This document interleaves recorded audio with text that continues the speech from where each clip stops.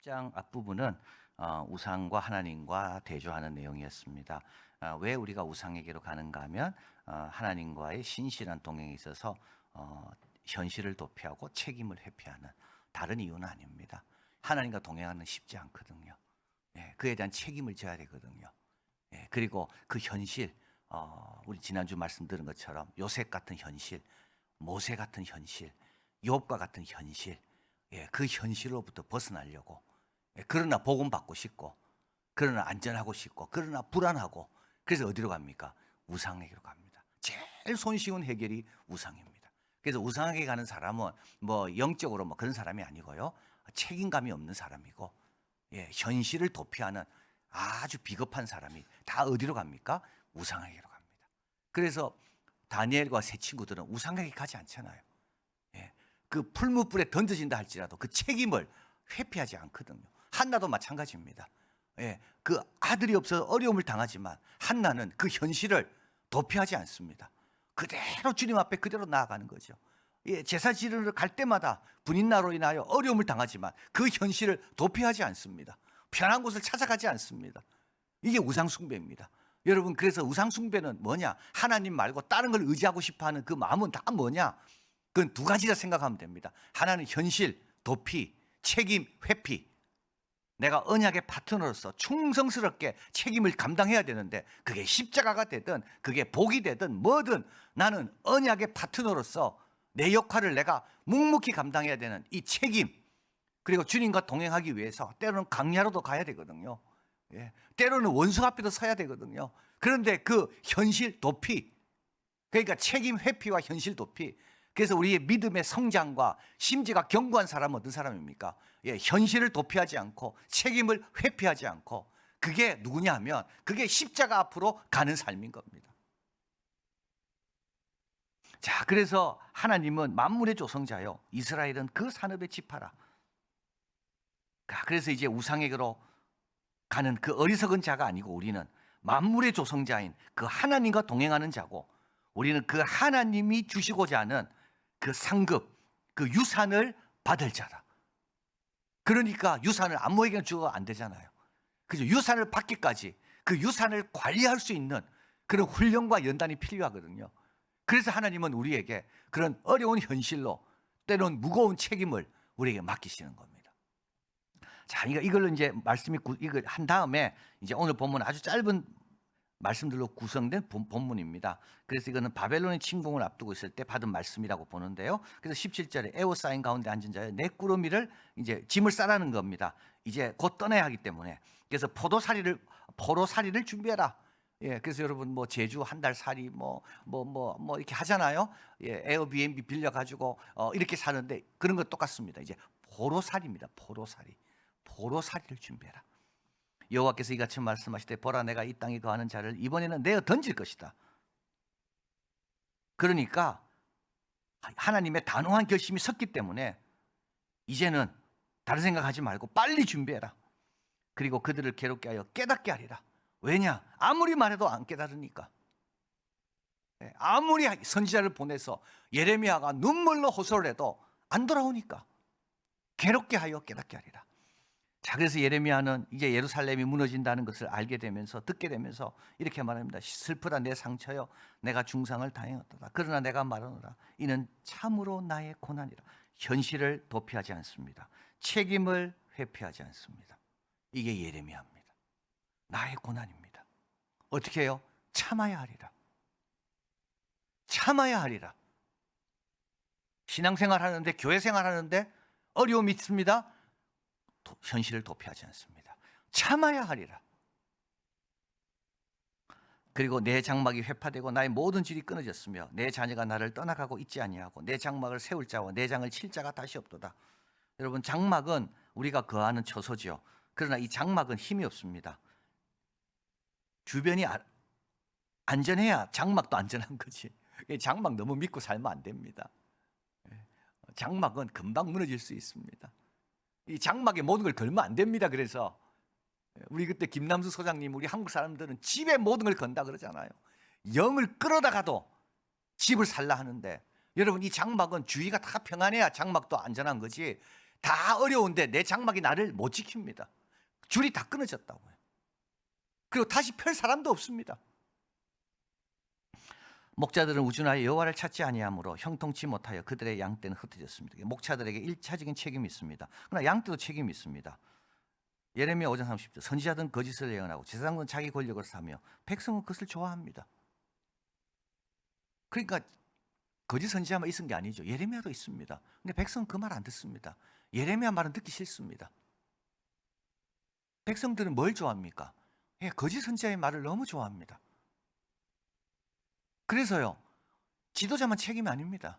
그 지도자의 말을 듣고 잘 분별하면서 정말 내가 내 몸에 좋은 쓴 약이 뭔가를 그걸 내가 취해야 되는데 그러지 않고 예레미야는 아무리 외쳐도 점점 외로워지고 아무도 예레미야 주변에 없습니다.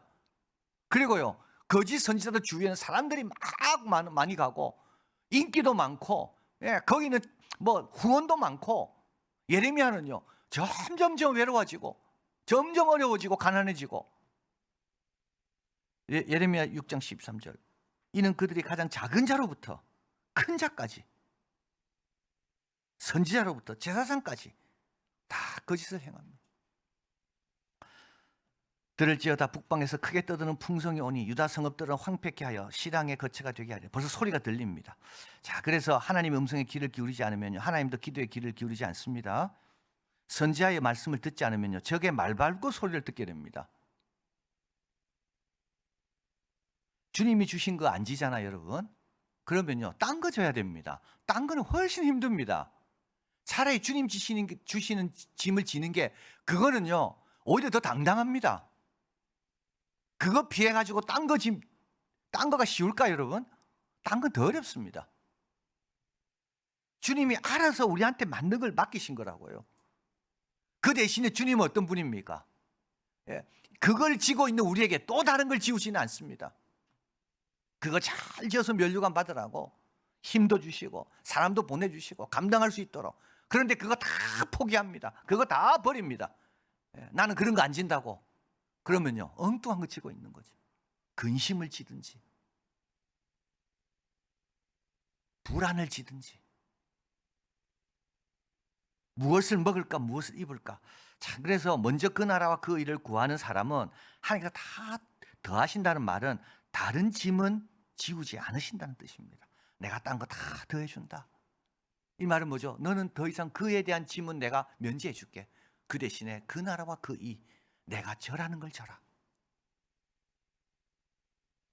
자, 그러면서 23절 너무 중요한 말씀입니다. 여러분 이 구절에 믿음의 본이 되는 사람들을 다 넣어보면 다 해당되는 구절입니다. 여호와여 내가 알거니와 인생의 길이 자기에게 있지 아니하니 걸음을 지도함이 걷는 자에게 있지 않습니다. 하나님의 주권과 인생에 대한 엄청난 발견입니다. 이렇게 표현합니다. 저는 믿습니다. 사람은 제 길의 주인이 아닙니다. 요셉의 생애의 주인은 누구였습니까? 요셉도 아니고 야곱도 아닙니다. 요셉의 부모도 아닙니다. 요셉의 인생의 주인은 누굴까요? 하나님이시죠.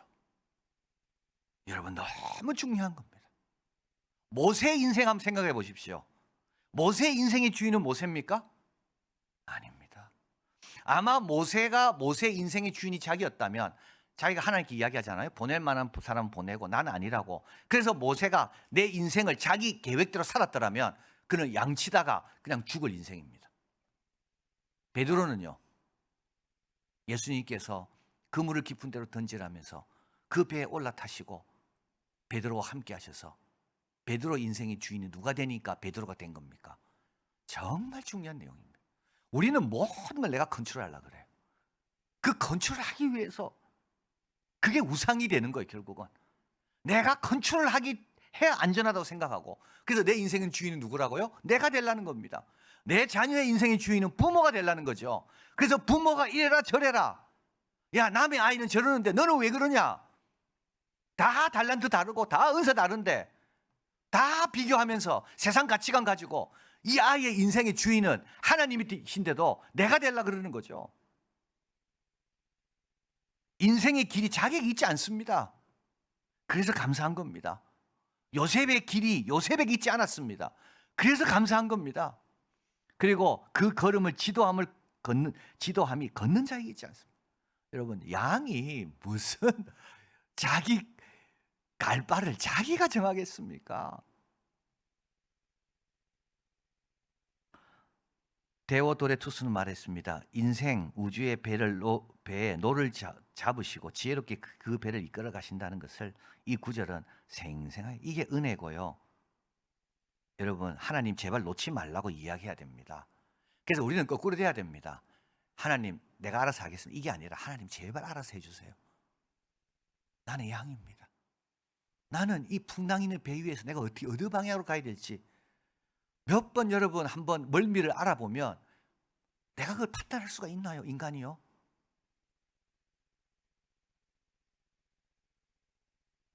아브라함 생각해 보십시오. 아브라함이 자기 길을 자기가 결정했다면 갈대 우르에서 그냥 우상이나 섬기다가 그냥 죽을 인생입니다. 갈대 우르는 가나안에 비하면 세계 최초의 도시는 갈대 우르입니다. 우르와 우르기 다 옆에 있거든요. 세계 최초로 기록이 남긴 법은 다 어디냐? 다 갈대 우르기입니다. 그런데 하나님께서 그 아브라함을 불러서 어디로 빼냅니까? 저 가나안, 무지한 곳, 이름도 없는 그 가나안 곳으로 하나님께서 보내시잖아요. 야곱, 아주 장기가 많았죠. 아버지도 속이고 엄마와 하나가 돼서 형도 속이고, 아마 야곱이 하나님 개입 안 하셨다면 야곱의 일생이 어떻게 됐을까요? 야곱의 걸음이 자기 거였다면, 그 걸음을 지도하는 것이 자기 지혜였다면 야곱이 어떻게 됐겠습니까? 어거스틴? 이게 어거스틴 구절입니다. 어거스틴이 자기 일생을 요약하며 했던 구절이 이 구절입니다. 여호와여, 내가 알거니와 내 걸음이 나에게 있지 않습니다. 내 걸음을 지도함이 나에게 있지 않습니다. 이거 어거스틴의 고백입니다. 천재였지만, 호기심도 많았지만 방탕하고, 그런데 그 엄마의 기도와 눈물에 의해서 세례를 받고, 자기 아들, 그 방탕할 때 낳은 아들을 같이 세례를 받고, 그리고 그 아들은 10몇 살에 죽잖아요. 세례 받고 죽었습니다.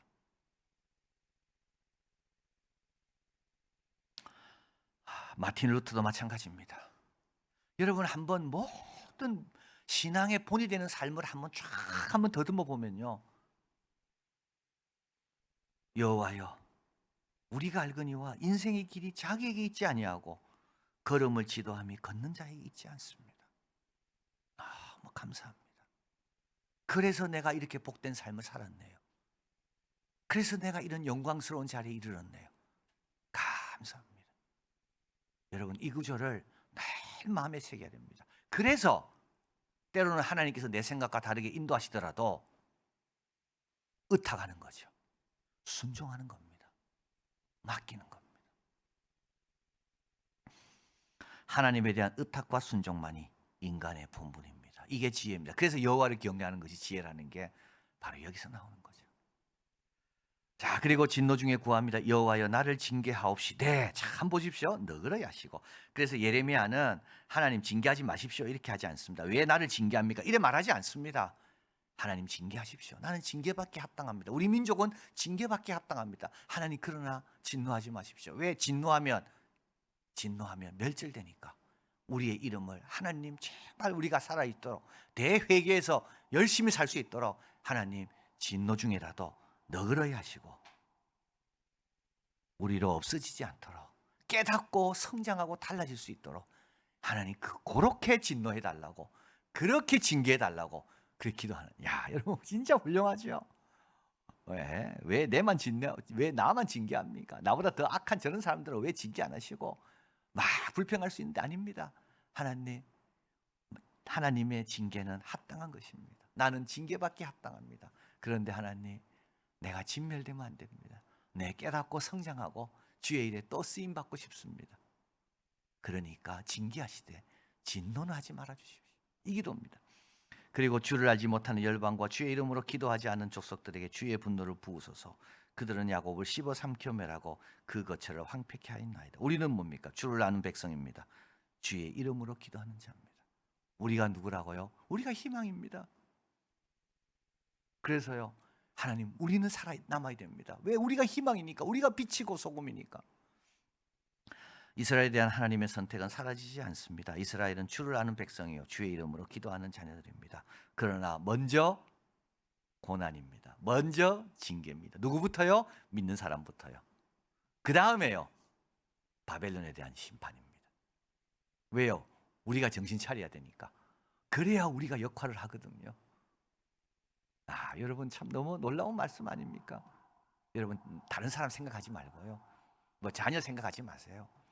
뭐 자녀 뭐 왜 그렇습니까? 내가 먼저예요. 내가 먼저 회개하고, 내가 먼저 깨닫고, 내가 먼저 순수해지고, 내가 먼저 책임 회피하지 않고 현실을 도피하지 않는 그와 같은 사람이 내가 먼저 돼야 되는 거죠. 지금 예레미야가 지금 그 기도하고 있는 거 아닙니까? 야곱을 씹어 삼키는 저 열방들, 그 난중의 기도고, 먼저는요, 하나님 징계를 하시되 너그러이 해달라고. 자, 욥기 23장 10절입니다. 나는 나의 길을, 나의 가는 길을 나는 잘 모릅니다. 여러분, 그가 아십니다. 그가 나를 단련하신 후에 내가 정금같이 되어 나오리라.